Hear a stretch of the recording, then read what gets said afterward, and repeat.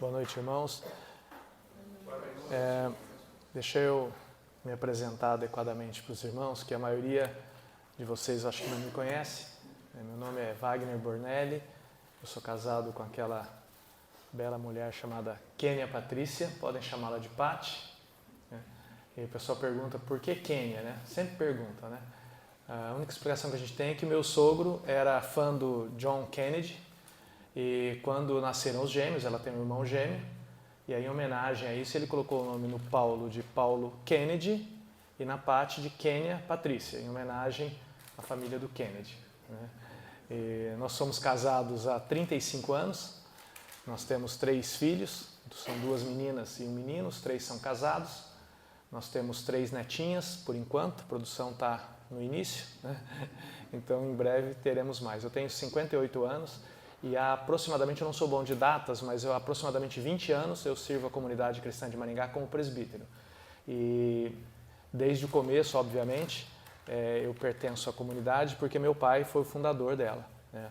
O pastor Paulo Bornelli, que nos deixou há 3 anos.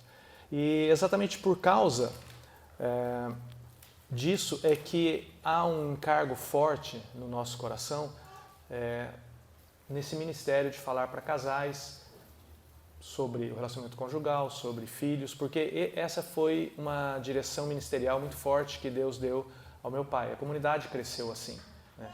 E eu fico alegre quando eu vejo noivos e namorados assim, porque eu frequentei reuniões assim quando nós éramos namorados, noivos, né? E apesar de que o assunto hoje vai ser sobre educação de filhos, ele aproveita aqueles que ainda não se casaram, ele aproveita aqueles que já se casaram e não têm filhos, vai aproveitar muito aqueles que têm filhos e aproveita também aqueles que, como eu, são avós, né? Porque os avós depois não têm mais a função de educar as crianças, que quem educa filho é pai, não é avô, mas os avós, eles devem supervisionar os seus filhos na educação. Ainda quando a gente vinha para cá, a gente estava conversando e a Paty tinha dado algumas recomendações para uma das nossas filhas em alguma coisa que ela estava equivocando-se no trato com uma netinha nossa, né? Então, aqueles que são avós vão aproveitar bastante a palestra ainda, e falam assim, nossa, se eu tivesse ouvido isso quando meu filho era pequeno, tudo bem, mas você tem netos, então ajude os seus filhos, né? E é nesse sentido que nós vamos falar hoje, e meu encargo amanhã com os irmãos de manhã é falar a respeito de relacionamento marido e mulher. É um assunto que não é agradável de se falar, mas é necessário para se viver, né? Que é a questão da função do homem e a função da mulher. Isso fica para amanhã. Hoje eu queria começar lendo com os irmãos Efésios capítulo 6, só o verso 4.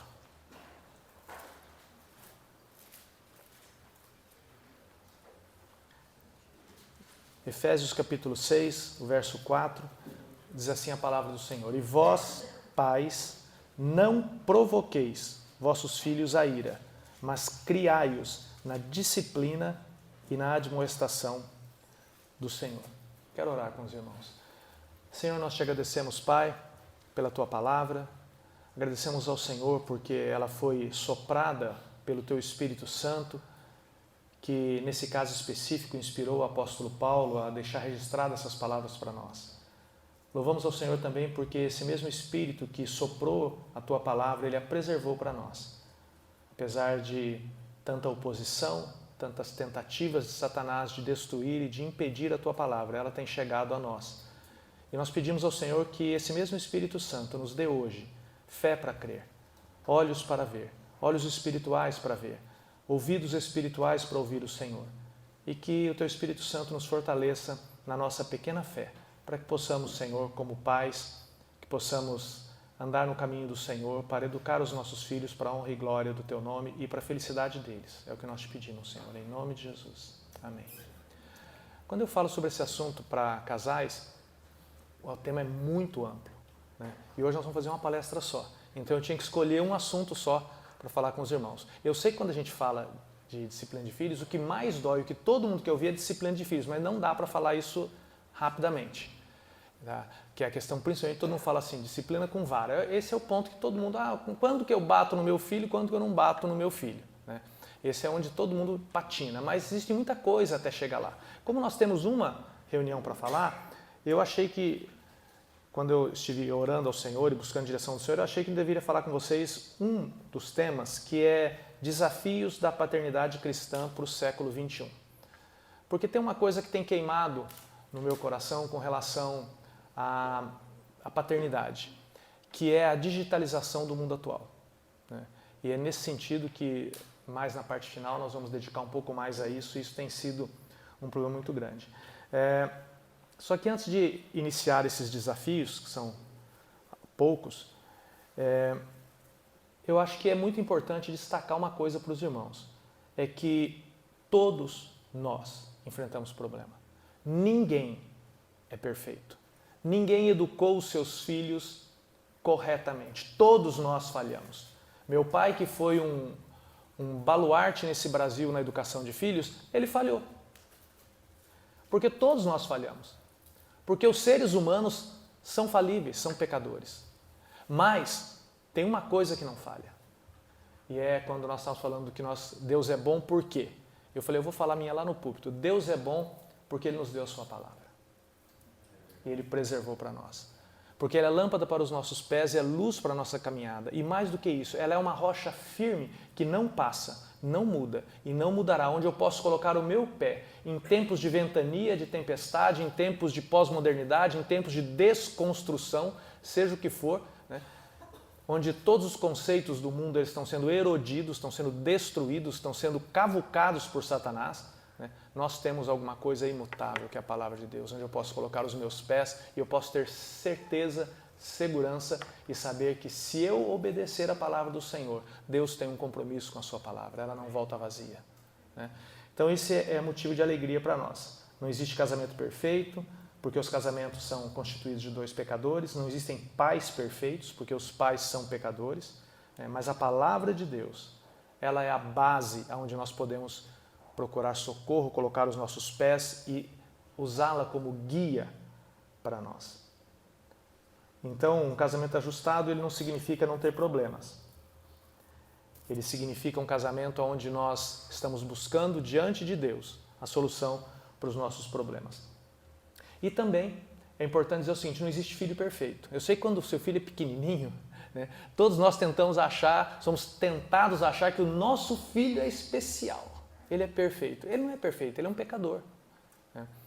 E mesmo quando a gente não quer admitir, ele nasce e logo cedo, antes de falar, ele põe as garrinhas de fora. Ele grita, ele faz birra. Né?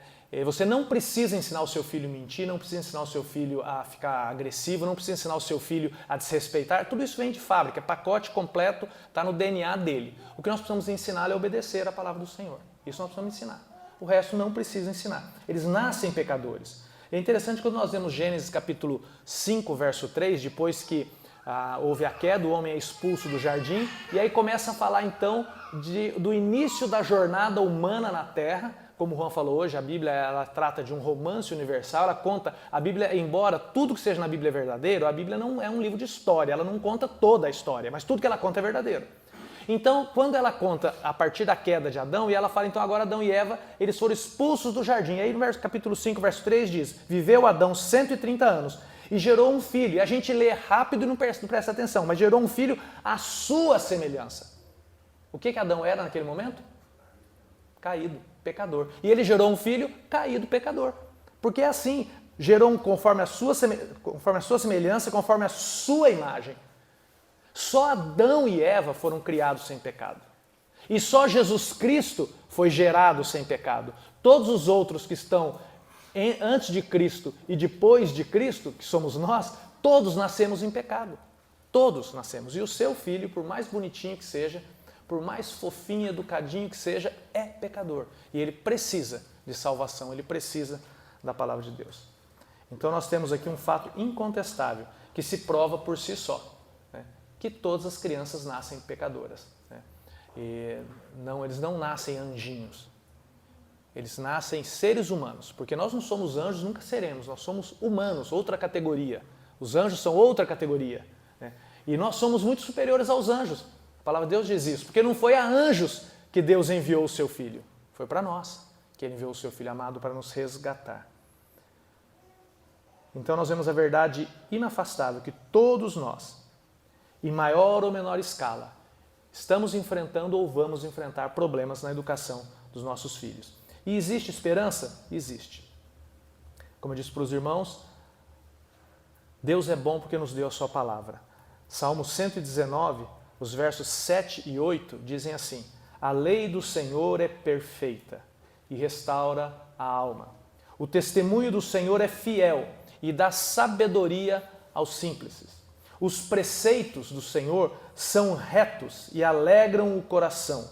O mandamento do Senhor é puro e ilumina os olhos. O que nós precisamos é a palavra de Deus na nossa mente e no nosso coração. Então nós vamos olhar na palavra de Deus alguns princípios daquilo que Deus deixou para nós expressos sobre a criação dos nossos filhos. E enquanto fazemos isso, nós pedimos que o Espírito Santo, então, ele nos socorra na nossa falta de fé, para que nós possamos sair daqui crendo um pouco mais, fortalecidos na fé, dispostos a praticar, né? E para que nós possamos, assim, então, ensinar os nossos filhos a palavra de Deus, para que eles possam, então, ser salvos neste mundo e deste mundo. Então, quando nós vemos alguns desafios da paternidade no século XXI, elas são diferentes dos desafios que, por exemplo, o Alfredo e a Nara, o Edmilson e a Regina, o Juan e a Silmara e até eu mesmo enfrentamos na educação dos nossos filhos. Depois da pandemia, o mundo ele teve uma divisão com a pandemia, isso a gente não pode negar. Houve uma aceleração muito grande da tecnologia digital, muito grande com a pandemia, em todos os setores. Parece que depois da pandemia as coisas se tornaram mais aceleradas.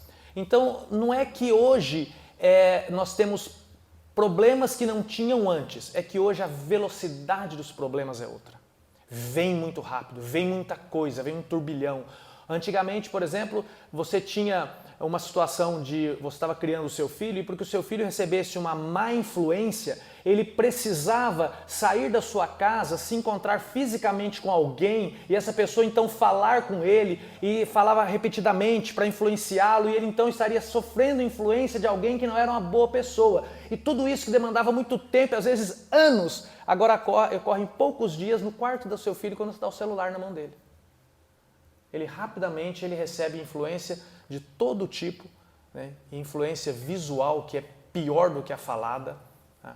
E uma comunicação que ela é inspirada por Satanás e mentes demoníacas da comunicação que sabem como nos afetar.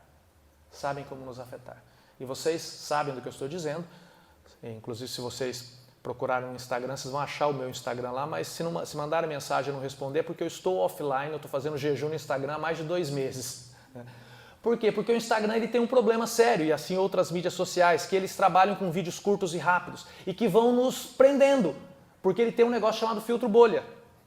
Você sabe o que é filtro bolha? Filtro bolha é o seguinte, se você, por exemplo, gosta de pescaria e você começa a procurar coisas de pescaria, ele fala, esse cara gosta de pescaria, então ele começa a mandar vídeos de pescaria, porque você vai ficar conectado, porque você gosta desses vídeos, e de vez em quando eu mando outras coisas, como pornografia, como compras, como alguma coisa, mas a base é do que você gosta, então você não tem dificuldade de sair daquilo, porque são coisas que você gosta, coisas interessantes. Então o primeiro desafio que eu queria falar com os irmãos está em Romanos capítulo 12, o verso 2, vocês podem abrir lá, a palavra de Deus, Romanos capítulo 2, 12, aliás, Romanos capítulo 12, o verso 2. Vocês conhecem esse texto de cor, com certeza. Diz assim a palavra de Deus, e não vos conformeis com este século, mas transformai-vos pela renovação da vossa mente, para que experimenteis qual seja a boa e agradável e perfeita vontade de Deus. O primeiro desafio, meus irmãos, é não vos não vos conformeis ou não se conformar com este século. Esse versículo está dizendo não vos conformeis, a imagem é a seguinte, a imagem nos ajuda a entender. As mulheres, quando vão fazer bolo, e eu gosto de usar essa ilustração, por exemplo, você vai na padaria na época da Páscoa, você compra um negócio chamado colomba pascal. Que forma que tem aquilo? De uma pomba. E como é que é a forma daquilo? É uma pomba. E aí ele pega então, o confeiteiro, ele pega a massa, coloca na forma e espreme ali dentro e coloca ela sob pressão de temperatura e ela então cresce e trava na forma e ela toma a forma da forma. É isso que Paulo está falando. Paulo está falando assim, não se deixem espremer para dentro da forma do mundo. Não se deixem espremer para dentro da forma do mundo, que vocês vão ser conformados à forma do mundo.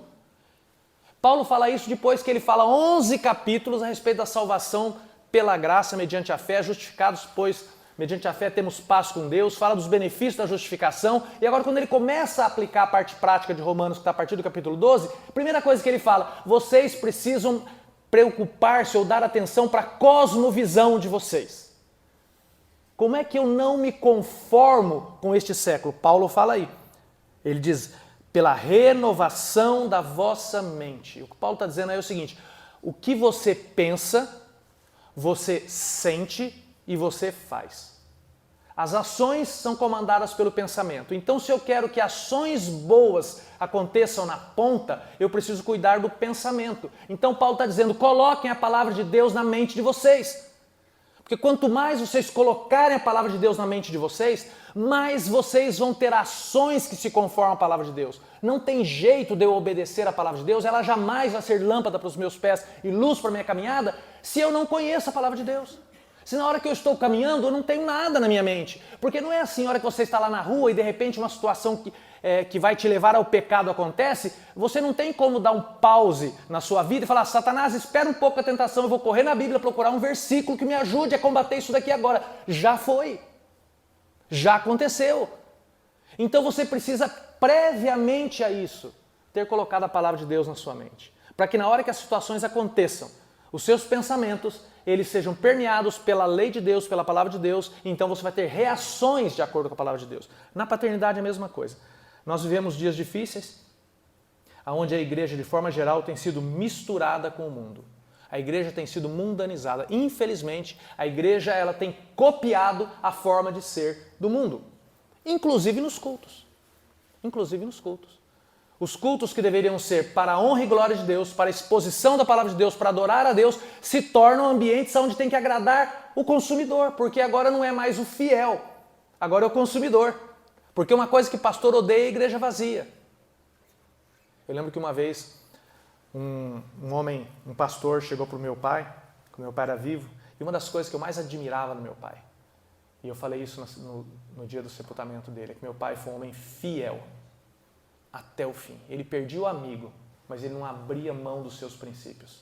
E esse pastor falou para ele, falou, Paulo, o que você acha de fazer assim? Começou a dar algumas ideias para fazer, e na época, eu vou falar para os irmãos vão saber, há muito tempo atrás tinha uma profetisa chamada Neuza Tioca. Os mais velhos vão lembrar dessa mulher. E esse pastor falou, Paulo, eu estou convidando essa mulher para pregar na igreja, ela enche igreja. Paulo falou, na minha igreja ela não entra. Mas Paulo, se não for por aí, a igreja esvazia. Ele fala assim, olha, pode ficar, não precisa ficar ninguém na minha igreja. Não precisa ficar ninguém, podem sair todo mundo. Mas eu não vou abrir mão dos princípios da palavra de Deus. O que essa mulher prega não está de acordo com os princípios da palavra de Deus. Então, para isso nós precisamos ter os princípios da palavra de Deus. E as igrejas, elas hoje, infelizmente, elas se tornaram quase que um restaurante que vai atender os seus consumidores. Há pouco tempo, vocês viram nas redes sociais que uma igreja lá de São Paulo, ela criou uma área VIP para crentes VIP.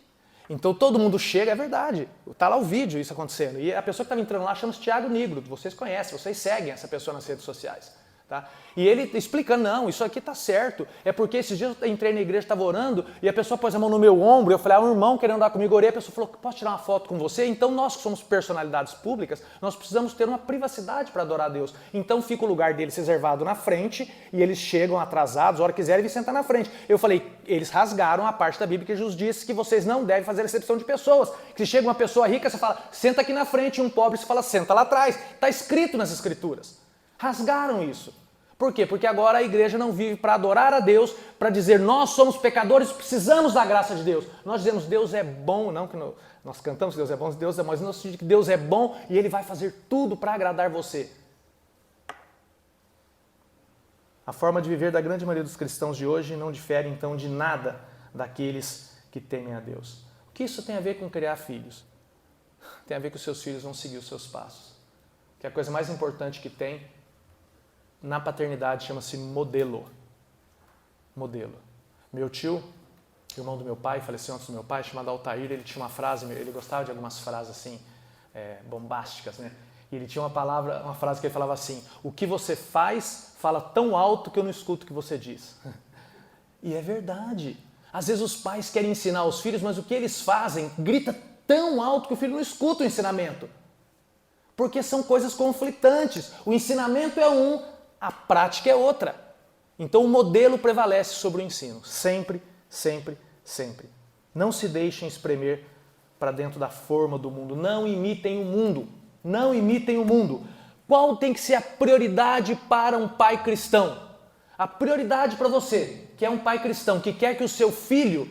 Até hoje eu estava conversando com a Mari e ela me deu ali uma estatística interessante. Estatística... americano gosta de estatística, né? Ela está vendo lá de uma pesquisa americana, que é a estatística dizendo que se é verdade eu não sei, mas estatística é uma coisa boa. Nem sempre ela é verdade. Matemática é mentirosa, porque você muda o conceito, muda o resultado. Então, dependendo do público que eu examino, eu consigo uma estatística. Mas ela diz alguma coisa. E dizia o seguinte, que 70% dos filhos de cristãos abandonam a igreja até a juventude. Por quê? Por que será? Uma das principais causas é porque eles chegam na hora da adolescência e da juventude, eles discernem a hipocrisia dos pais. Eles falam, eu não quero. Para ser hipócrita? Não vou. Uma vez um jovem, quando eu era pastor de jovens da comunidade, ele falou assim, eu não vou ser hipócrita com os meus pais, eu não acredito nisso, então eu não vou ficar vindo aqui. Eu falei, você está certo. Seja fiel e verdadeiro no que você está fazendo, que vai dar uma chance para Deus um dia te converter. Porque se você ficar aqui fingindo que é, você vai sempre achar que é e Deus não vai te converter. Não sei se Deus alcançou o coração desse jovem, que ele não mora mais na minha cidade. O mundo, ou no grego cosmos, é um sistema organizado e dirigido por Satanás. Não se iluda. O mundo não é a Disneylândia. Aliás, se for a Disneylândia, tá certo, a Disney, né? Porque ela... Vocês sabem muito bem que o movimento vai e volta, né? A Disney ela teve um movimento que agora parece, está começando a voltar, que ela teve um movimento onde em todos os seus desenhos animados clássicos, como por exemplo a Bela e a Fera, gente, a Bela e a Fera é do tempo do seu avô, né? Aí outros tantos, e ela tinha que fazer então, tinha que desconstruir tudo isso e colocar uma personagem homossexual, um personagem diferente, que não se enquadra nos padrões, tá? Por causa de uma desconstrução. E aí a Disney experimentou o velho, a lei do mercado, que é muito claro, que diz que quem lacra não lucra, e começou a ter prejuízo e agora está mudando, né? Voltando para cá. Né? Então esse mundo ele é caracterizado por opor-se a Deus. Por exemplo, o diretor do filme A Bela e a Fera chama-se Bill Condon. E ele deu uma entrevista em 2012, publicada na revista Passport. E ele foi perguntado qual a primeira coisa que ele faz quando entrar num quarto de hotel. O que vocês acham que ele respondeu? Ele falou assim, eu queria poder dizer que sou como Ian McKellen, que eu não sei quem é, e imediatamente rasgar as páginas da Bíblia que estiver no quarto. Mas nos quartos que eu frequento não tem Bíblias. Esse é o diretor do filme A Bela e a Fera. E aí você põe a sua criança de 5 anos para assistir os filmes feitos por essas pessoas. Vai assistir um desenhinho enquanto papai e mamãe estão fazendo outras coisas. E ele está formando conceitos. E esses conceitos, lá nas vírgulas, lá no canto, eles vão colocando aquele conceito, desconstruindo o que o Juan falou hoje cedo, que Deus, como Deus criou, homem e mulher os criou. Porque, meus irmãos, não se iludam. Satanás, ele quer destruir a criação de Deus. Ele quer destruir principalmente a igreja. E como é que se destrói uma igreja? Se destruindo as famílias. E enquanto pastores ficam preocupados com defender, e isso é bom, como o Juan falou cedo, é muito bom, ficam preocupados em defender doutrinas, em criar sermões maravilhosos, eles não se ocupam das famílias da igreja. Isso foi uma bênção que eu aprendi com meu pai, e meu pai se dedicou muito a edificar as famílias. Ele sempre dizia que se as famílias forem saudáveis, a igreja vai ser saudável. E isso é verdade. Então nós não nos enganemos, o mundo é contrário a tudo que se relaciona a Deus. E nós precisamos então nos transformar. Qual a visão de mundo que eu vou passar para o meu filho? Eu primeiro preciso então ter uma visão de mundo, para não me conformar com esse mundo. A palavra aqui é metamorfose. Né? ou seja, metamorfose, você sabe muito bem o que acontece. Você tem lá a lagarta, e a lagarta, então, ela tem um processo em que ela começa a fazer um casulo, e ela vai enrolando um fio de seda, e ela se prende ali dentro, e de repente, um belo dia, aquele casulo ele eclode e sai de lá de dentro uma borboleta. O que aconteceu? Esse é o processo clássico da metamorfose, que significa mudança de forma. É exatamente o que significa a palavra metamorfose. Significa mudar a forma, mudar de uma coisa para outra. Paulo está dizendo, vocês precisam metamorfosear a mente de vocês. De uma mente mundana para uma mente que tem uma cosmovisão cristã baseada na palavra de Deus com princípios firmes. Pais que têm uma visão cristã firme, eles vão ter condições, vão falhar, vão errar, mas vão ter condições de educar os seus filhos no caminho do Senhor.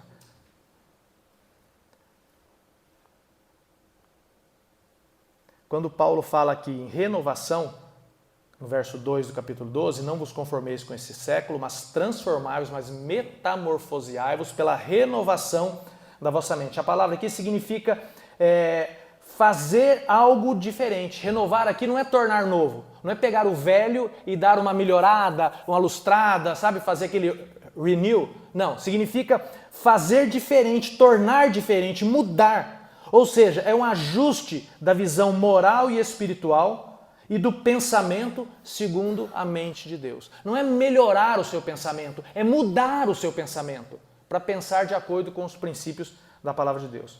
E o resultado, então, é experimentar a boa, perfeita e agradável vontade de Deus. Então, o primeiro desafio para pais cristãos no século 21 é um desafio pessoal. É um desafio para você, pai, para você, mãe, para cada um de nós, buscar a vontade de Deus, buscar andar em santidade, praticar os princípios da palavra de Deus, deixarmos de ser religiosos e nos tornarmos realmente discípulos de Cristo. Pais que amam a Deus, que buscam a Deus, que desejam uma vida santa diante de Deus, eles vão ser então modelos adequados para os seus filhos. Então os seus filhos, eles não vão falar meu pai é um hipócrita, eles vão falar assim, meu pai é um cara sério. Ele acredita no que ele está falando. Quando falo para pais e filhos assim, eu digo o seguinte, sabe qual é a melhor oportunidade evangelística que você tem para o seu filho? A melhor, não tem outra. É quando você errar na disciplina do seu filho, e você vai errar, então você vai ter muitas oportunidades de evangelizá-lo. É quando você errar na disciplina do seu filho, depois você voltar lá e falar, filho, papai veio aqui te pedir perdão. Porque eu me excedi, porque eu errei, porque eu falei, eu disciplinei, eu fiz isso ou aquilo, eu estava errado, porque eu estava com raiva no meu coração. E eu quero diante de Deus, eu quero aprender a amar você e educar você como o Senhor. Você ora comigo, filho? Não é fácil fazer isso, né? Mas quando você faz isso, o seu filho está olhando e fala assim, meu pai, acho que o remédio é de verdade mesmo, porque ele tomou. Então isso que ele está falando, ele acredita. Ele não é um fariseu, ele não é um hipócrita, ele acredita mesmo. Ele abriu o frasco e tomou na minha frente. Então ele sabe que existe forma de ser liberto do pecado. E ele vai acreditar nisso, modelos. Segundo desafio, eu diria presença intencional. Eu não gosto muito dessa palavra, mas fica legal no texto. Significa você ser o pai do seu filho. Eu não gosto porque é uma palavra da moda, né? Intencional, essas coisas, né? Mas ser o pai dos seus filhos. Ser o pai, você fala assim, mas eu sou pai do meu filho. Depende. Biológico, sim. Biológico, sim. Todas as vezes que fizer um DNA, vai dizer, você é filho de fulano. Vai dizer. Mas isso é ser pai? Será que isso é ser pai? Tem uma frase que Satanás cunha frases, às vezes me vem coisa na mente, eu falo, irmãos, vocês me perdoam, mas por exemplo, esse dia eu estava conversando com o Juan, a gente estava conversando de viagem e tal, e eu falo assim, Satanás cunhou uma frase, né? Melhor idade. Melhor idade para Mariana que cuida de velho, né, Mariana? Pro asilo, melhor idade pro fisioterapeuta, para esse pessoal que vai ganhar dinheiro em cima da gente. Não é melhor idade. E Satanás tem uma outra frase. Melhor idade é os 30. Vocês que estão com 30, aproveitem. Gente, a Bíblia diz isso. Ela fala que vai chegar um momento em que os nossos moedores, os nossos dentes vão começar a ter problema. Eu já tenho 3 implantes, aí vai cair, aí você começa com dor aqui, dor ali, então não é a melhor idade. Tem outra coisa que Satanás fala, que é o seguinte, que o importante é você ter tempo de qualidade com seus filhos. Mentira de Satanás. Não existe tempo de qualidade. Não existe tempo de qualidade com crianças. Com criança existe tempo de quantidade. A qualidade vem pela quantidade. Não fala, não, eu trabalho demais, mas olha, no sábado eu tiro a tarde e eu passo 3 horas com meu filho, um tempo de qualidade, eu levo ele no shopping, aí por causa da sua culpa no seu coração, para você abafar a culpa, você vai dar tudo que ele não pode, excesso de doce, um monte de brinquedo, ele vai achar que ele pode fazer tudo, porque você está com culpa no coração. Isso é coisa de Satanás. Crianças precisam de tempo de quantidade. Essa afirmativa de Satanás é puro veneno. É puro veneno. Porque, sabe por quê? Porque as crianças precisam de modelos visuais. Quem passar mais tempo com o seu filho vai ser o modelo dele. Quem passar mais tempo com o seu filho vai ser o modelo dele. Quem você quer que seja o modelo dele? A televisão, a internet, a babá, a escolinha? Eu sei que muitas pessoas precisam colocar os filhos numa creche, mas faça as contas se você realmente precisa. Faça as contas. Faça as contas.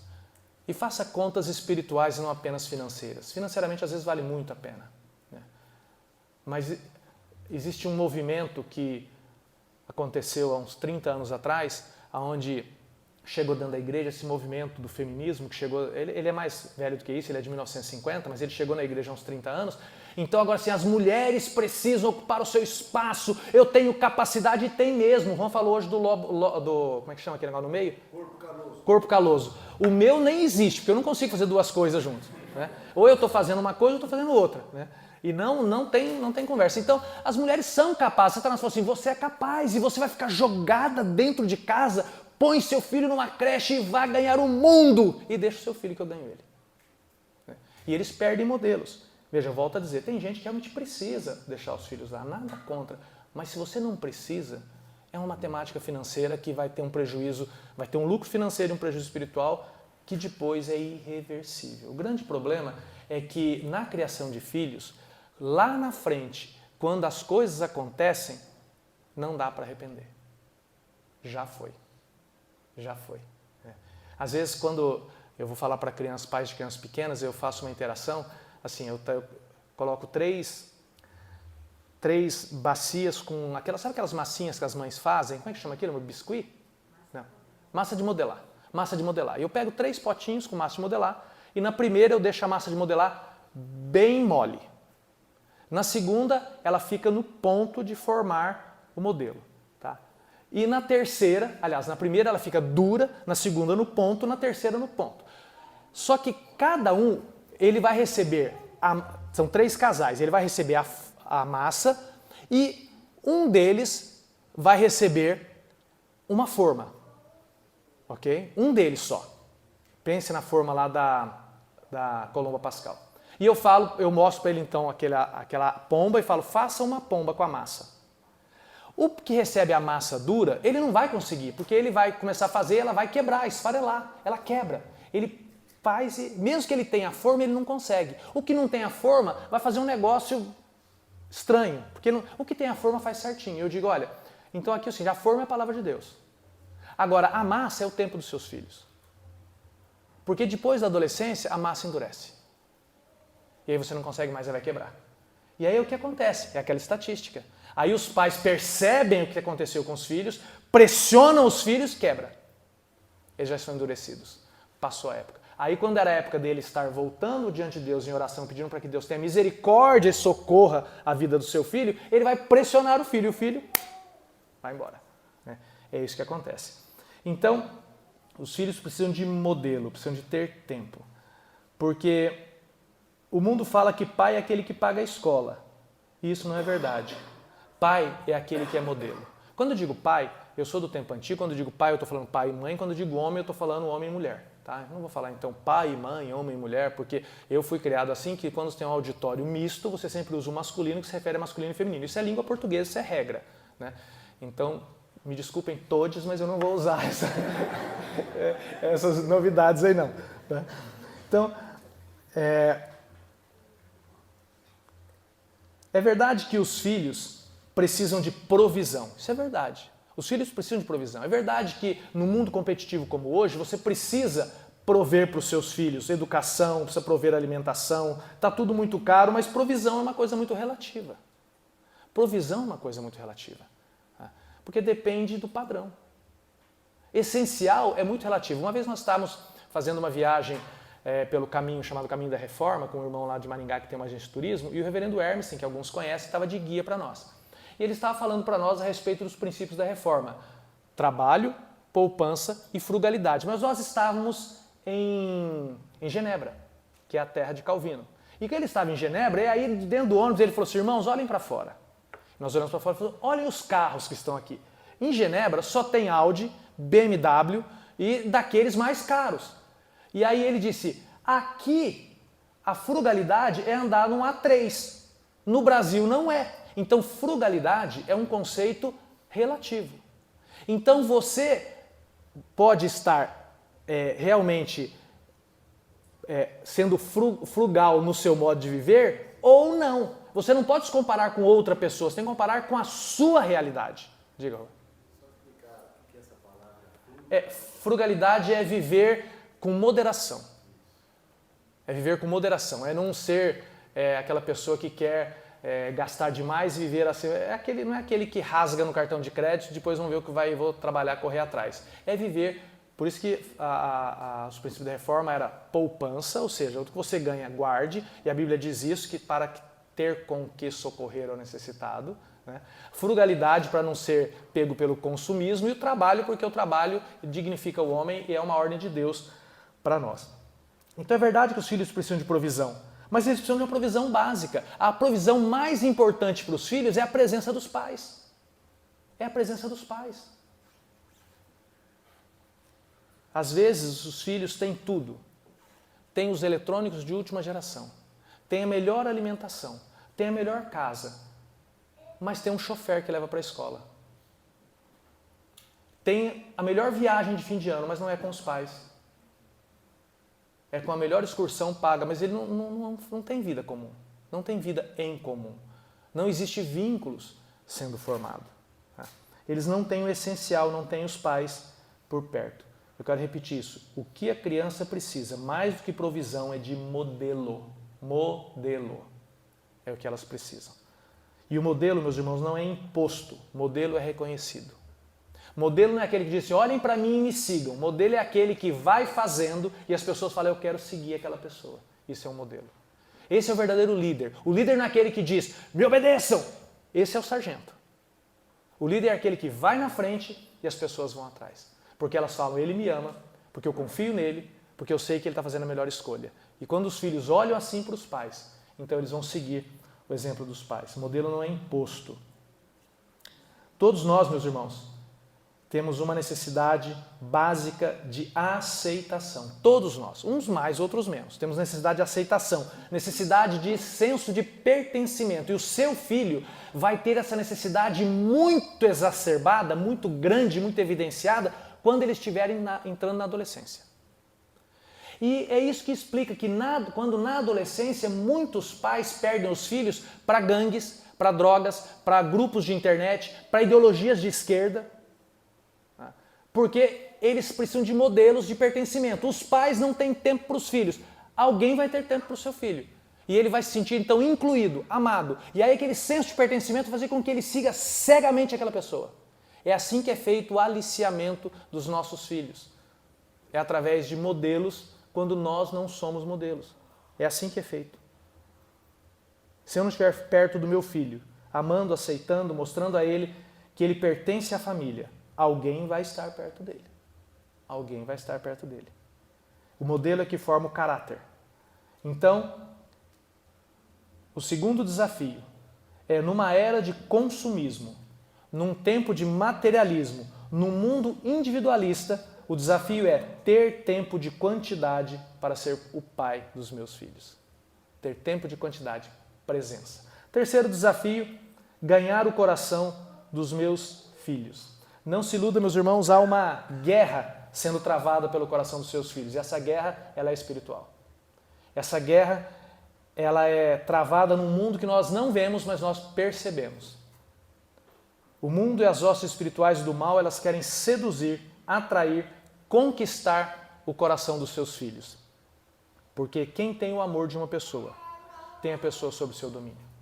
Quem tem o amor de uma pessoa, tem a pessoa sob o seu domínio. É por isso, por exemplo, que Provérbios insiste tanto nessa questão de nós conquistarmos ou alcançarmos o coração dos nossos filhos. Por exemplo, Provérbios 23, 26 diz assim: dá-me, filho meu, o teu coração, e os teus olhos se agradem dos meus caminhos. Nós precisamos conquistar o coração dos nossos filhos. E quando o coração dos nossos filhos, então, for ganho pelo nosso amor, então os nossos filhos, eles ouvirão o nosso ensino. Eles andarão nos caminhos do Senhor, quando eles forem ganhos pelo nosso amor. Não é o contrário, meus irmãos. Às vezes as pessoas pensam que é o contrário. Então não é ensinar o filho e depois cobrar o filho. Isso não funciona. Ninguém suporta ser cobrado. Não é assim que nós fazemos uma pessoa andar no caminho. Não é cobrando, é auxiliando, amando, é suportando. E suportar aqui é o sentido de colocar o ombro embaixo e ajudar a levantar o peso. É isso que quando você lê na sua Bíblia, suportando-vos uns aos outros, não é assim, nossa, vou ter que suportar aquele irmão, o cara chato. Não é isso que está dizendo. Está dizendo ser suporte, colocar o ombro embaixo e ajudar a carregar o peso. Então, nesse ponto de ganhar o coração dos filhos, eu queria que você abrisse Deuteronômio capítulo 6.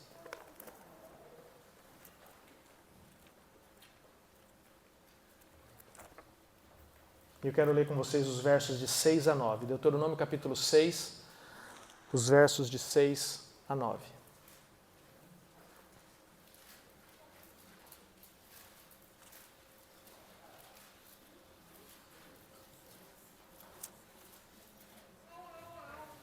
Eu vou ler a partir do verso 4, melhor. Ouve, Israel, o Senhor nosso Deus é o único Senhor. Amarás, pois, o Senhor teu Deus de todo o teu coração, de toda a tua alma e de toda a tua força. Estas palavras, quer dizer, amarás o Senhor teu Deus de todo o teu coração, de toda a tua alma, de toda a tua força, elas que hoje te ordeno, estarão no teu coração. Tu as inculcarás a teus filhos, e delas falarás assentado em tua casa, andando pelo caminho, e ao deitar-te e ao levantar-te. Também as atarás como sinal na tua mão, e te serão por frontal entre os olhos, e as escreverás nos umbrais da tua casa e nas tuas portas. Qual é o ponto central disso daqui? O ponto central disso daqui é: estas palavras que hoje te ordeno estarão no teu coração, no coração dos pais. Quando a palavra de Deus, quando o amor de Deus não está no coração dos pais, ele não tem como passar para os filhos. Como é que eu vou passar para o meu filho alguma coisa que eu não tenho? Não existe essa possibilidade. Então a instrução, ela deve vir do coração do pai para o coração do filho. Do coração do pai para o coração do filho. O modelo de uma instrução paterna, então, que Moisés traz em Deuteronômio 6, não é a instrução vertical. É a instrução horizontal. Tá? Não é aquela instrução tipo sala de aula. Preste atenção, meu filho, eu sei das coisas que você não sabe. Eu já vivi muito. Olha, meu filho, presta atenção porque o papai é que sabe das coisas. Isso não funciona. Isso não funciona. A instrução tem que ser dada, como nós vamos ver aqui no texto, num contexto onde a primeira coisa é a palavra de Deus no meu coração, o amor de Deus no meu coração, e agora eu me importo com os meus filhos. Eu sou um modelo na instrução horizontal. É isso que nós lemos aqui. Pais convivendo com os filhos no nível dos filhos, perto deles. Por exemplo, Moisés fala primeiro que a palavra deve estar no coração, ou seja, que o pai deve amar. Em segundo lugar, ele fala que o pai tem que gastar tempo com os filhos. É isso que está aí capítulo 6, verso 7. Diz assim: tu as inculcarás a teus filhos e delas falarás assentado em tua casa, andando pelo caminho, ao deitar-te e ao levantar-te. Ou seja, quando você estiver vivendo a vida comum com os seus filhos. Você precisa estar andando com eles, você precisa estar gastando tempo com eles, para que oportunidades surjam, para que você possa falar do amor de Deus, para que você possa falar os princípios da palavra de Deus, para que você possa instruir o seu filho. Significa sem pressa, significa dedicar tempo, significa ter atenção. Nós estávamos falando hoje, conversando também a parte com... Acho que estava conversando com a Mari, acho que era, não lembro. Falando da importância dos pais estarem prestando atenção aos filhos, olhar nos olhos dos filhos. Sabe, tem pai que o filho chega da escola, filho de 8, 10, 12 anos chega da escola, o pai e a mãe, eles Ó filho, põe a roupa lá e vem almoçar aqui. Né? E nem olha, sabe, pai, a hora que seu filho chega da escola, se você não foi buscá-lo, olha nos olhos dele, olha bem, fala, e aí filho, como é que você está? Porque a primeira mudança de comportamento vai se manifestar nos olhos.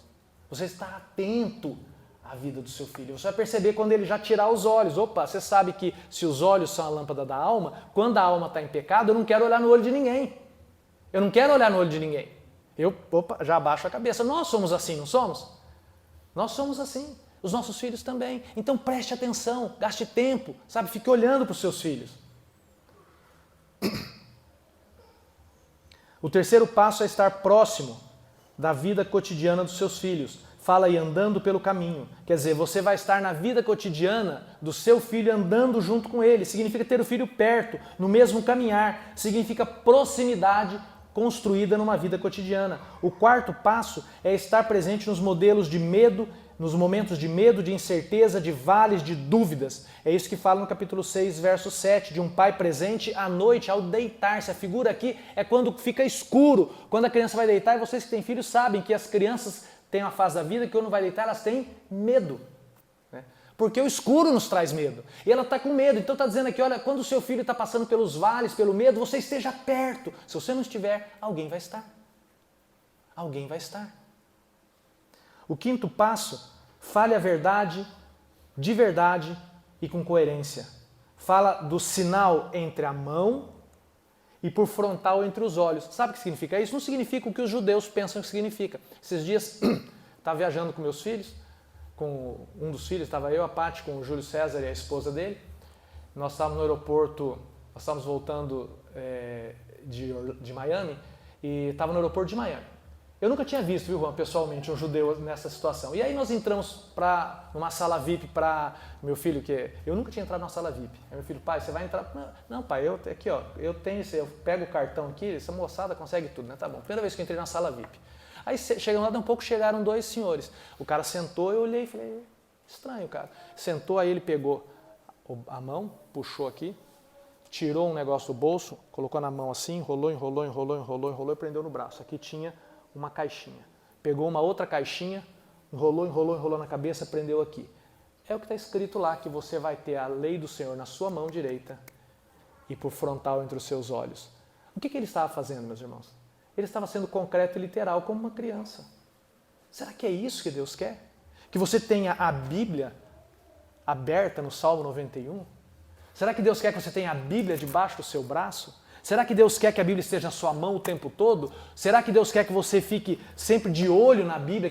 Não, o que está dizendo é que é o seguinte, é tudo que você for fazer, a sua mão direita fala do seu trabalho, do seu negócio, da sua vida, dos seus relacionamentos, que eles devem ser permeados pela palavra de Deus. Fala que a palavra de Deus tem que reger os seus negócios, a sua vida de trabalho, a sua vida cotidiana. E também fala que tudo aquilo que você vai olhar, vai pensar, através da luz da palavra de Deus. Então ela é como frontal entre os olhos, ou seja, a palavra de Deus sendo visível nos interesses da sua vida, nos olhos, e no seu trabalho, nas mãos. Como eu disse, os filhos percebem logo a incoerência, eles percebem logo que os pais são hipócritas, são fariseus. Quando o pai na igreja é uma coisa, mas no negócio ele é mentiroso. Na igreja ele é verdadeiro, ou pelo menos posa de verdadeiro, mas na rua ele é falso. Quando ele diz que ele ama a Deus, quando ele diz que ele se interessa pelas coisas de Deus, mas o filho chega em casa e nunca vê o pai lendo a Bíblia, vê o pai assistindo, eu sou bem antigo, né? Então não sei o que tem de programa hoje, que eu não assisto televisão, acho que ninguém assiste mais televisão, né? Mas chega em casa e eu lembro do tempo, que banheira do Gugu. Eu gosto às vezes de exemplo mais drástico. Né? Então o pai, no domingo, antes de ir para a igreja, está vendo banheira do Gugu.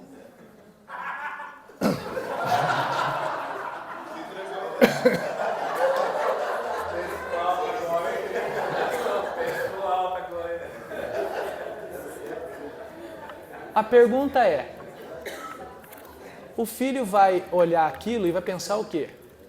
Ele fala assim, o que ele vai pensar é que existe essa heresia, ela vem desde lá do ano 60, mais ou menos 50, 60, que começou a atacar a igreja, que foi o que depois gerou o que chamamos de gnosticismo, chama-se dicotomismo, ou chamava de docetismo naquela época. Então que em 1 João, se você ler, você vai ver isso, e fala assim que aquele que diz que ama a Deus a quem não vê e não ama o próximo a quem vê, é mentiroso, e fala que aquele que diz que ama a Deus e Deus é luz e anda em trevas é mentiroso, porque estava tendo um ataque na igreja, já no primeiro século, e ataca até hoje, para dizer o seguinte, que Deus é Espírito e você precisa adorar a Deus em Espírito. Então você está aqui, adore a Deus, aleluia, Senhor, eu quero ser teu, Senhor, eu quero ser teu. A hora que você sai dali, Deus não sai, Deus ficou aqui, você pode fazer o que você quiser lá, porque o seu corpo é matéria, ele vai morrer, ele vai virar pó, então o que você faz no corpo não tem problema. Então criam vidas duplas, pessoas que têm uma vida religiosa, uma vida na igreja e uma vida fora da igreja. Além de tudo, isso é insanidade. Além de tudo, isso é insanidade. Isso é fábrica de loucos. Fábrica de loucos. O sexto e último desse ponto fala de liderança espiritual no lar. Preste atenção, homens. Liderança espiritual no lar. O texto de Deuteronômio termina dizendo assim, e as escreverás, falando da lei do Senhor, é o verso 9, e as escreverás nos umbrais de tua casa e nas tuas portas. Significa que você, homem, vai colocar a palavra de Deus lá, o umbral a gente chama de, como é que chama aqui? Soleira embaixo, ali em cima. Oi? Batente, é o batente ali em cima. Tá bom, tá escrito saída ali, ó, seria ali em cima. Tá dizendo, você coloca a palavra de Deus ali, na entrada da sua casa. Não significa que você vai pregar a Bíblia ali. Significa que, na verdade, nada entra dentro da sua casa se não passar pelo crivo da palavra de Deus. É isso que está dizendo. O homem, ele tem que ser o líder espiritual do seu lar. Ele tem que exercer esse controle. Isso significa, não é que não entra só pela porta não, viu gente? Não entra pela internet, não entra pela televisão, e aí não pode entrar banheiro do Gugu, viu irmão? Funciona assim. E o quarto e último desafio que eu queria falar com os irmãos é desenvolver um relacionamento pessoal na era virtual.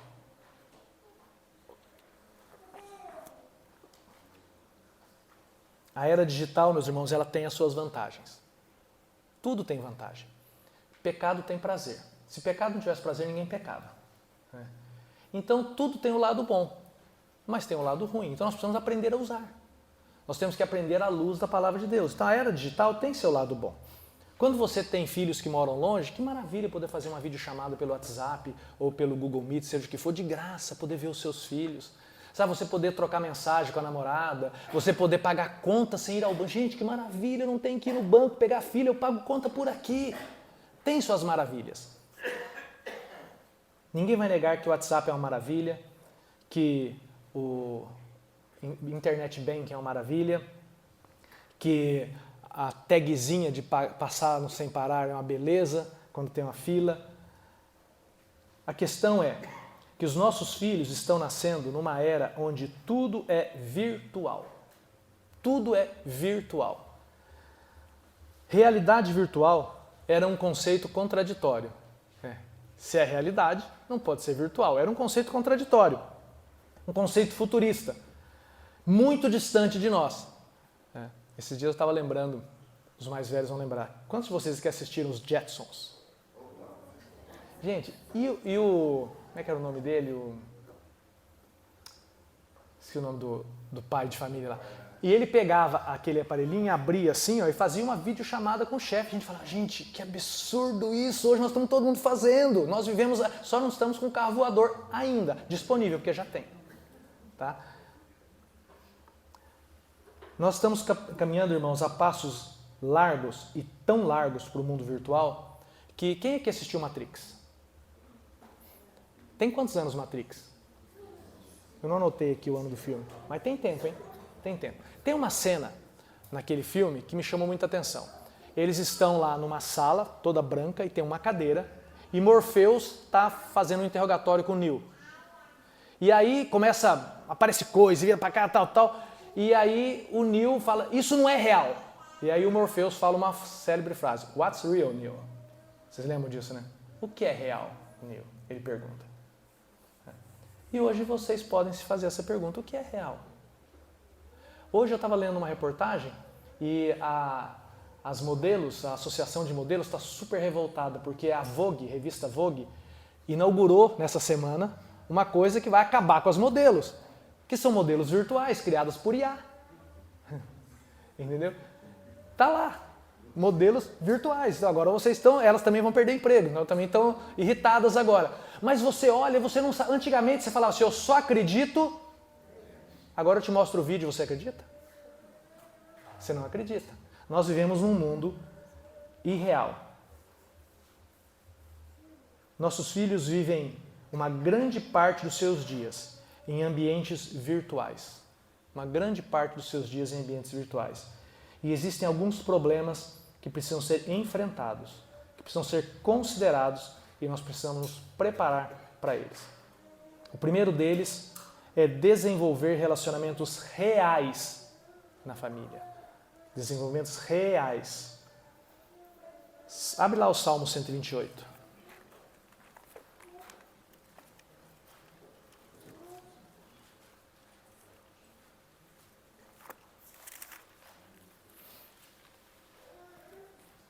Diz assim o Salmo 128, bem-aventurado aquele que teme ao Senhor e anda nos seus caminhos. Do trabalho de tuas mãos comerás e feliz será, e tudo te irá bem. Tua esposa, no interior da tua casa, será como videira frutífera, e os teus filhos como rebentos de oliveira, à roda da tua mesa. Eis como será abençoado o homem que teme ao Senhor. O Senhor te abençoe desde Sião, para que vejas a prosperidade de Jerusalém durante os dias de tua vida, e veja os filhos de teus filhos, paz sobre Israel. Viver no mundo digital não desenvolve a pessoalidade que é essencial ao desenvolvimento do ser humano enquanto humano. Deus, quando lá no Éden ele cria o homem e a mulher, diz que Deus criou o homem à sua imagem e conforme a sua semelhança. E nós sabemos pela teologia e pelas escrituras que dizem isso claramente que o nosso Deus, ele, embora seja um único Deus, ele subsiste em três pessoas, completamente distintas, coexistentes, coinerentes, são os termos teológicos, significa que eles existem juntos sem se misturar, sem serem três pessoas, mas sem serem uma só pessoa em três aparições diferentes, como algumas pessoas colocam. Nosso Deus é triuno, é um mistério. Vocês não vão entender, eu também não vou, porque é questão de fé, a gente entende até um ponto. Mas Deus, que a Bíblia diz isso muito claramente, que Deus sempre foi feliz e alegre no relacionamento entre as três pessoas da divindade, nos criou também para relacionamento. Principalmente para relacionamento com Ele, mas também para relacionamento uns com os outros. Nós necessitamos de relacionamento pessoal. A falta de relacionamento pessoal vai nos tornar doentes. Por isso, se hoje tem uma profissão do futuro, chama-se psicologia, psiquiatria. Que o mundo está ficando cada vez mais louco e vai ficar cada vez mais doido. Por causa da era digital. Deus criou o ser humano para se relacionar. E nós precisamos aprender a cultivar os relacionamentos. Eu vou dar um exemplo para vocês. Aqueles que têm filhos aí depois dos 12, 13 anos já vão perceber isso que estou falando. E se você não tem, observe da sua família, seus amigos ou da sua igreja. Os rapazes de hoje perderam a habilidade de se relacionar pessoalmente com as moças, de cortejar as moças, de paquerar, de pedir em namoro. Eles têm medo de chegar numa moça. Esses dias eu estava lendo reportagem, o absurdo, né, de um rapaz que estava numa festa, viu a moça, se interessou e foi mandar um direct para ela. Não teve coragem de ir conversar. Porque as pessoas estão perdendo essa capacidade. E nós perdemos isso mesmo. Você começa a ficar só no mundo virtual. Em razão da falta de aprendizado sobre relacionamentos pessoais, os adolescentes hoje eles têm se tornado doentiamente tímidos. Doentiamente tímidos. Deixa eu abrir um parênteses aqui. Mãe, você tem um filho, homem, deixa o seu filho se colocar em perigo. Pai, faz esse menino explorar o mundo. Porque senão ele vai ficar doentiamente tímido. Porque o mundo hoje está fazendo isso. O mundo quer acabar, não se esqueça, Satanás está por trás disso, quer acabar com a diferença entre homem e mulher. Esses dias, onde que eu vi? Eu acho que eu mostrei para você, né, amor? Você que viu e me mostrou. Estava tendo um desfile de modas lá na Europa, né?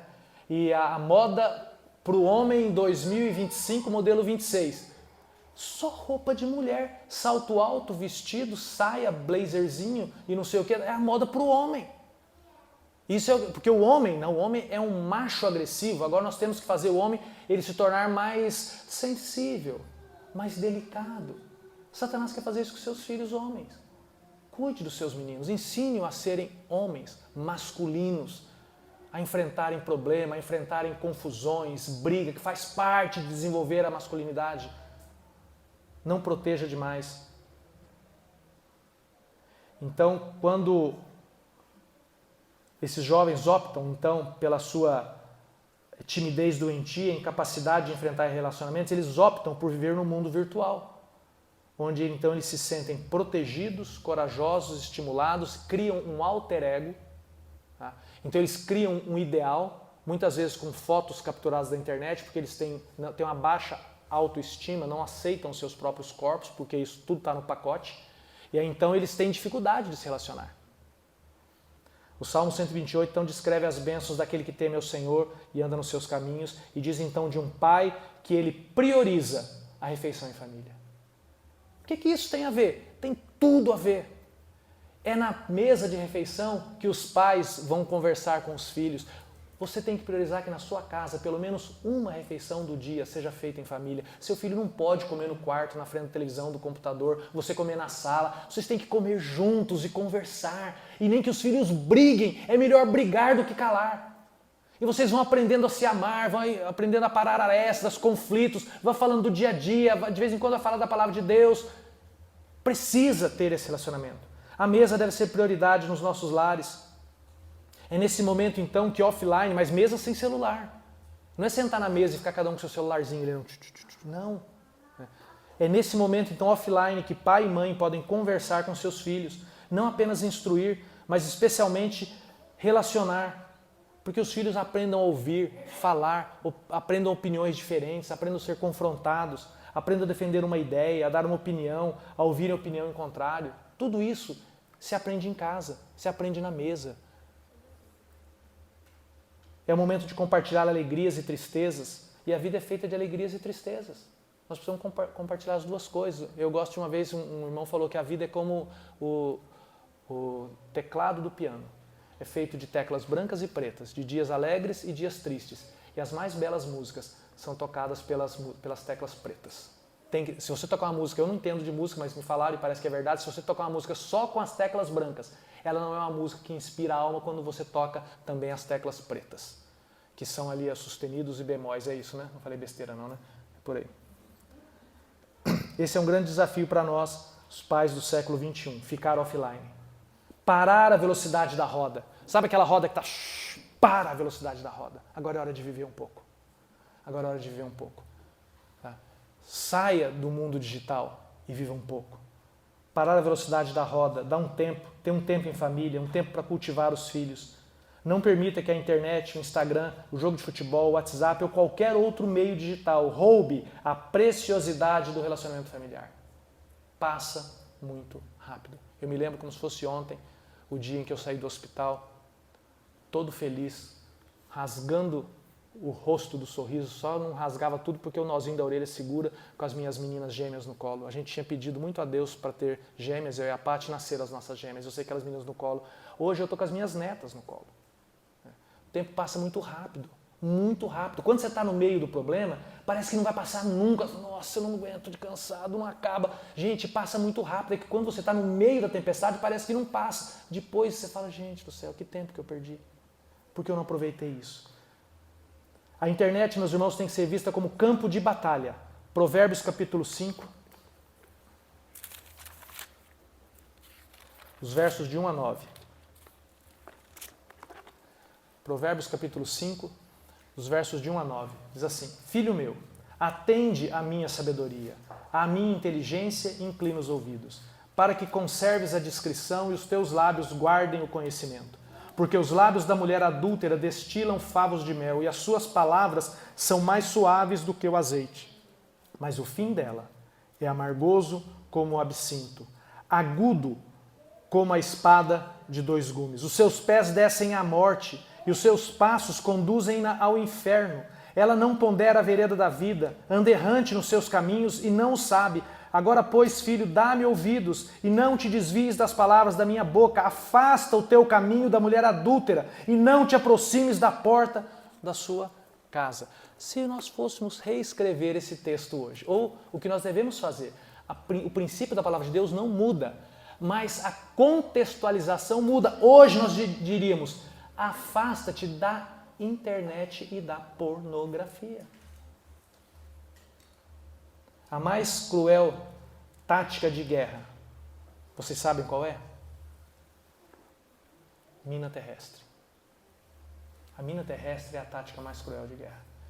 Porque isso vocês podem olhar na Europa, lá está acontecendo agora na Ucrânia e na Rússia, porque essa tática antiga, eles escondem debaixo da terra, debaixo do gramado, debaixo de lugares que você vai caminhar normalmente, bombas que são detonadas quando você pisa nelas.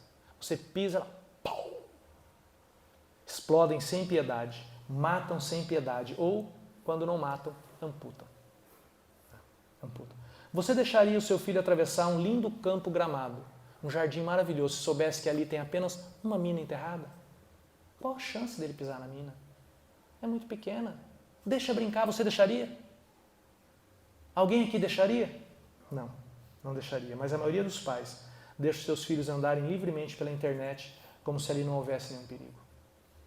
Tem mais perigo lá do que num campo minado. Ignoram que debaixo da superfície dos vídeos viciantes, dos joguinhos emocionantes, existe um submundo de imoralidade sexual que possivelmente você, pai, nem imagina. Nem imagina.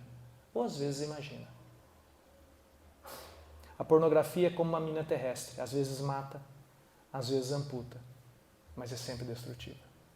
É sempre destrutiva. Deixa eu falar um pouco de estatísticas. Ajuda a entender. Aqui no Brasil, se você olhar nos sites gov.br, você vai encontrar lá informações como, por exemplo, o Comitê Gestor da Internet do Brasil, que é chamado CGI.br, e a CETIC-BR, que é Centro Regional de Estudos para o Desenvolvimento da Sociedade da Informação, monitoram a adoção de tecnologias de informação e comunicação, chamado TIC, aqui no Brasil. E numa pesquisa feita em 23/10/2024, ou seja, recente, quentinha, ela informa que 67% das crianças, ou seja, 2/3 das crianças entre 9 e 10 anos têm celular próprio. 2/3 das crianças entre 9 e 10 anos têm celular próprio. Vai andar na grama. Não tem perigo. Ele não vai acessar. E esse número, meus irmãos, sobe para 93% quando nós falamos de adolescentes de 15 a 17 anos. Tem uma reportagem que saiu essa semana que tem a Alemanha e um outro país, eu não consegui lembrar qual é o outro país, nessa semana eles votaram, ou semana passada, votaram leis que foram aprovadas proibindo que adolescentes com menos de 16 anos tenham rede social. Não tem nada a ver com vida cristã. Eles só estão vendo o desastre que está acontecendo. Agora o cristão tinha que se preocupar muito mais. Tinha que se preocupar muito mais. Se você acessar a página da SECOM no site gov.br, você vai ver uma informação de que 23% das crianças, ou seja, quase 1/3 das crianças que acessam a internet começaram a acessar até os 6 anos de idade. 1/3 começou a usar a internet até os 6 anos de idade. É um gramado cheio de mina. Mas meu filho tem que acessar, todo mundo acessa. Se ele não entrar no mundo digital, ele vai ficar para trás. Para trás do quê? Para trás do quê? Segundo o site NIC.br, que é o Núcleo de Informação e Coordenação do .br, criado então para implementar as decisões e os projetos do Comitê Gestor da Internet do Brasil, 88% dos pré-adolescentes e adolescentes entre 9 e 17 anos possuem perfil nas redes sociais. 88%. A partir dos 9 anos, tem perfil nas redes sociais. Vocês navegam pelas redes sociais, não navegam? Não precisa levantar a mão, o objetivo não é expor ninguém. Você alguma vez trombou com pornografia? Seu filho não vai trombar. Satanás diz, não, ele só vai ver coisa de criança, só joguinho, não se preocupe. 30% informaram contato, 30% desses que têm entre 9 e 17 anos, que têm celular, que já tiveram perfil nas redes sociais, informaram contato com pessoas desconhecidas via redes sociais ou mensageiro.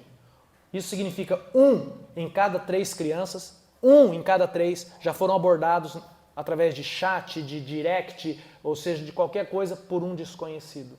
Há pouco tempo eu estava vendo uma reportagem, eles pegaram um grupo de pessoas que faz esse tipo de estudo, eles pegaram um ambiente fechado, uma sala, e ali então filmando tudo, então o cara pegou e criou um perfil no Instagram, como se ele fosse, com todas as características, como se ele fosse uma criança de 8 anos. Ele criou o perfil no Instagram, pegaram um cronômetro, colocaram do lado, e ele subiu o perfil. Pum, e soltou o cronômetro. Quanto tempo vocês acham que demorou para o pedófilo fazer o primeiro contato? Menos de 2 minutos. Menos de 2 minutos. Meus irmãos, eles são predadores. Quem aqui já foi no mato? Quem já foi pescar e não sabe que é um lugar que tem onça? Você fica tranquilo que você não está vendo a onça? Quando você vê, ela já te pegou. O predador é assim. O predador é aquele que espreita, que não faz barulho. Quando ele aparece, já foi. Você já foi pego. Você não tem oportunidade de correr. Segundo o TIC Kids Brasil Online, uma criança já começa a ser exposta à pornografia antes dos 11 anos de idade. Antes dos 11 anos de idade. Outros estudos mostram que o consumo de pornografia inicia-se aos 9 anos. Aos 9 anos de idade. Segundo foi apontado pelas equipes da Faculdade de Medicina da USP e da Universidade de Brasília, isso se deve à combinação de 2 fatores. Smartphone próprio e pais ausentes. Você se enquadra em algum deles? Dá tempo de corrigir. Dá tempo de corrigir. Além do risco de aliciamento, além do risco e do vício que a pornografia representa, há ainda mais consequências que podem ser observadas facilmente como, preste atenção, seu filho pode estar apresentando uma dessas, distúrbio do sono, ansiedade, depressão, irritabilidade, isolamento social, sedentarismo, obesidade. Tudo isso vem de viver preferencialmente no mundo digital. Preferencialmente no mundo digital. O que nós podemos fazer para desenvolver os relacionamentos pessoais aos nossos filhos? E eu quero terminar dando algumas dicas ou instruções para vocês. Primeira delas, não dê celular para o seu filho antes do tempo. Não dê celular para o seu filho antes do tempo. Quando é o tempo? Bom, o mundo lá fora está falando que é em torno de 15, 16 anos. Na Bíblia não está escrito quando. Mas está escrito, tem um texto, não despertes o amor até que ele venha. Existe tempo para tudo. Não deixe seu filho ter perfil em redes sociais antes da idade. Não deixe seu filho acessar redes sociais. Coloque limites. Tempo de tela. Se precisar ter confronto e conflito com seu filho, tenha. O resto da sua vida é pouco para você se arrepender quando seu filho for aliciado. O resto da vida é pouco para se arrepender. Segunda coisa, supervisão é essencial. Tenha senha, use controles parentais, chegue de surpresa. Quem ama, cuida. Eu fiz isso com os meus filhos e naquela época não era igual hoje. Eu fiz isso, na época eles usavam um tal de ICQ. Quem lembra do tal do ICQ? Né? Eles usavam um tal do ICQ. Sabe o que eu fiz? Eu fui estudar, eu não sou da área, eu sou advogado. Eu fui estudar, aprender a usar controle parental, na época tinha um tal de K9, e eu instalei o K9 no computador que elas usavam, e esse controle, ele fazia, sem elas saberem, ele copiava toda a conversa delas. E eu de noite, quando elas iam dormir, eu ia lá ver o que elas estavam conversando. Não quero saber. Eu quero saber sim do que os meus filhos estão conversando. Eu quero saber quem está conversando, o que está falando, quem são os amigos, porque às vezes é o seu amiguinho da igreja. Que você acha, mas na casa dele você não sabe o que o pai dele está deixando ele fazer. Cuide dos seus filhos. Cuide. Cuidado com redes sociais. Redes sociais são perigosas. Sabe por quê? Perigosas para nós também. Cuidado com rede social.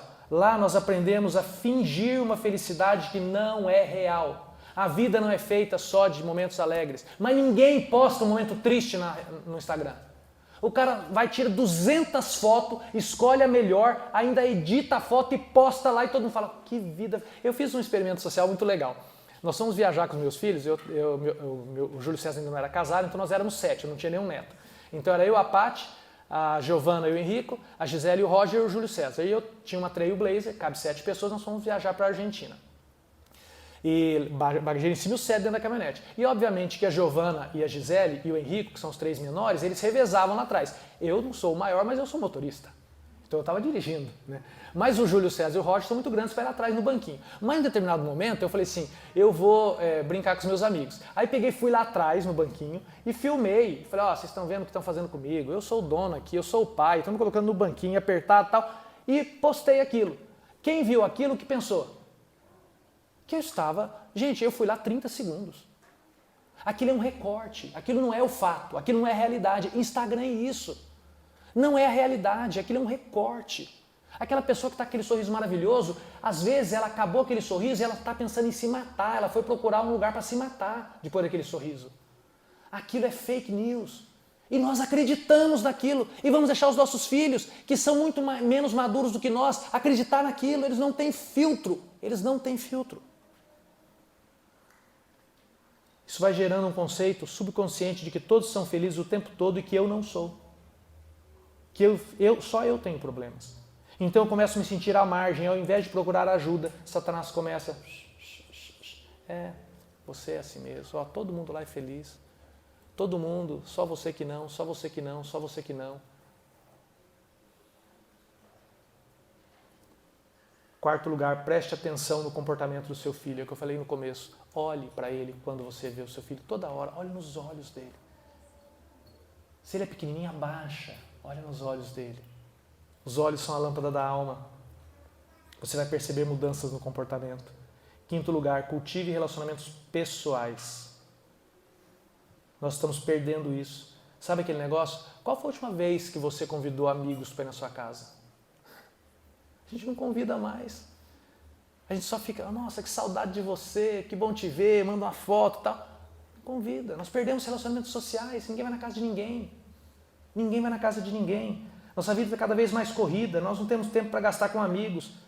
Pessoalmente, nós pais vivemos assim e nós precisamos lutar contra isso. Precisamos abrir espaço nas nossas agendas para visitar os amigos, para chamar gente para ir em casa, para que meu filho aprenda a conviver convivendo.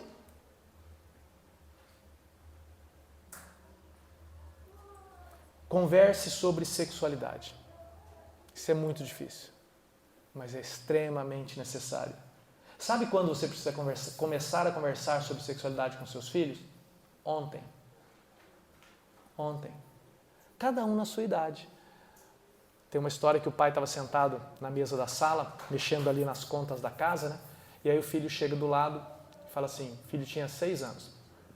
Pai, o que é sexo? Pai... Como, filho? O que é sexo, pai? Pai, filho, sexo é assim, sabe? Então tem homem e mulher, tem 2 pessoas. Aí, pra que você quer saber? Porque a professora pediu para eu colocar aqui sexo, eu ponho M ou F? Então, fale sobre sexualidade com seu filho, mas fale de acordo com a idade dele. De acordo com a idade. Não vá falar, então, seu filho tem 5 anos, fala, agora eu vou contar para você tudo sobre sexo. Não é isso. Então você vai, gastando tempo, você vai abrindo o assunto. Vai usando situações para que ele possa ter liberdade de falar e conforme a curiosidade dele, você vai com as suas respostas. Conforme a curiosidade dele, vai com as suas respostas. Converse sobre sexo com seus filhos. Aos 8 anos já é tarde. Só que um canal de conversa, de relacionamento, jamais vai se abrir com cobrança. Filho, o que você anda vendo? Filho, o que você anda fazendo? Não vai. Não, pai, tudo bem. Eu confesso. Não é assim. Você tem que ganhar o seu filho, estar perto dele, abrir oportunidade para que aquele assunto surja. Precisa aproximação, amor, compreensão, querer compreender, admitir as próprias falhas, admitir o próprio pecado. Muito da imoralidade que eu penso que o meu filho está comentando está no meu coração. É um reflexo do que está aqui, daqui de dentro, então eu julgo ali. Nenhum filho vai se abrir com um pai cobrador, justicento ou santão. Ninguém se abre na frente de santão. Ele vai se abrir para um coleguinha porque o coleguinha é do nível dele. Então você, pai, desça ao nível dele. Senão ele não vai se abrir. Controle as amizades do seu filho. Nessa questão dos relacionamentos, nós pais precisamos estar atentos a 2 aspectos. Primeiro, quem são os amigos dos nossos filhos? E segundo, incentivar boas amizades. Escolher mesmo. E para isso, às vezes, você vai ter que ser amigo de pessoas que você não estava afim de ser amigo, mas os filhos estão na mesma idade. De repente é uma oportunidade de Deus para você criar novos relacionamentos. Sabe, você convidar pessoas para vir na sua casa que têm filhos na idade do seu, que você sabe que são pessoas sérias na igreja. E você cria, porque a amizade a gente cultiva, a gente faz nascer a amizade. Às vezes nós preferimos que nossos filhos vão para festas da escola, porque lá eles vão estar entrando na sociedade, mas eu não quero que eles se relacionem com os irmãos da igreja, porque não, lá é outro nível social. Tem um casal na nossa igreja, eles são de um nível social bem acima dos nossos. Né? E uma coisa que nós admiramos, a gente tem conversado com eles, admiramos, é que eles procuram manter as 2 filhas com relacionamento com as pessoas da comunidade. É uma diferença muito grande mesmo, eles são de outro nível social, tá? Mas eles procuram manter, né, Júnior? Ele sempre leva as meninas lá para se relacionar com as meninas do Júnior e tal. Por quê? Porque a gente tem conversado com ele e falou assim, você precisa cuidar do relacionamento das suas filhas, porque lá, e ele sabe, porque ele se converteu e veio de lá, ele sabe que lá o que tem naqueles relacionamentos, ele sabe o que ele sofreu lá. Né? Então ele está cuidando, ele está agora investindo nisso. E nós precisamos fazer isso. Convidar amiguinhos para vir em casa, sermos receptivos, acolhedores. E o mais importante disso tudo, meus irmãos, é que os nossos filhos precisam aprender a manter um relacionamento pessoal com Deus, não virtual. E eu deixo eu falar uma coisa para você. Pode parecer uma coisa boba, mas eu vou falar uma coisa para você. Não usa a Bíblia no celular. Deixa o seu filho ver que você anda com a Bíblia. Esse negócio de Bíblia no celular, o celular, sabe, não está errado usar a Bíblia no celular. Mas ali é o mundo virtual, ali é outra coisa. Você pode até usar eventualmente quando você está longe, não tem a Bíblia, quer ver alguma coisa, mas na hora que você vai na igreja, leva a Bíblia para o seu filho ver você com a palavra de Deus na sua mão. Leva. Isso vai marcar a vida dele. Ninguém vai desenvolver um relacionamento com Deus longe de um relacionamento com a igreja de Deus. E é assim que eu queria terminar. Se você quer que o seu filho aprenda a se relacionar com Deus, você precisa que a sua agenda seja preenchida a partir de um compromisso imutável. Domingo é dia de reunião. Domingo é dia de ir para a igreja. Segunda, terça, quarta, quinta, sexta, sábado, eu não sei como é que vai ser a agenda, mas domingo é igreja. Sabe, aquele filho que fala, pai, hoje nós vamos na igreja? Se o seu filho está perguntando isso, é um mau sinal. Porque ele sabe que possivelmente você vai falar não. Porque se todo domingo fosse, ele não ia perguntar. Ele sabe que domingo é dia de igreja.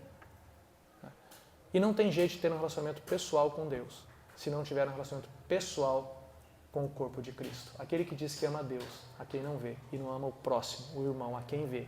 Segundo João, quer dizer, segundo o apóstolo João, não é segundo João, é 1 João. Segundo o apóstolo João, é mentiroso.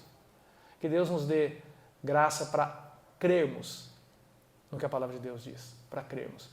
E crer de forma a obedecer. Porque saber não muda nada. É quando eu então obedeço, é que as coisas começam a acontecer.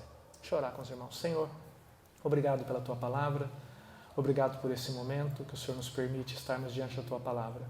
O Senhor conhece os nossos corações, as nossas fraquezas, o Senhor conhece as nossas dificuldades. Por isso nós clamamos o Teu Espírito Santo que nos socorra com a Tua graça, com o Teu perdão, fortalecendo a nossa fé, para que nós possamos obedecer ao Senhor e sermos pais que se voltam aos filhos para colocar neles, imprimir nas suas mentes, no seu coração, o temor do Senhor. Mas primeiramente, Senhor, que o amor ao Senhor seja uma realidade nos nossos corações, por isso nós pedimos, Senhor, socorre-nos, em nome de Jesus. Amém.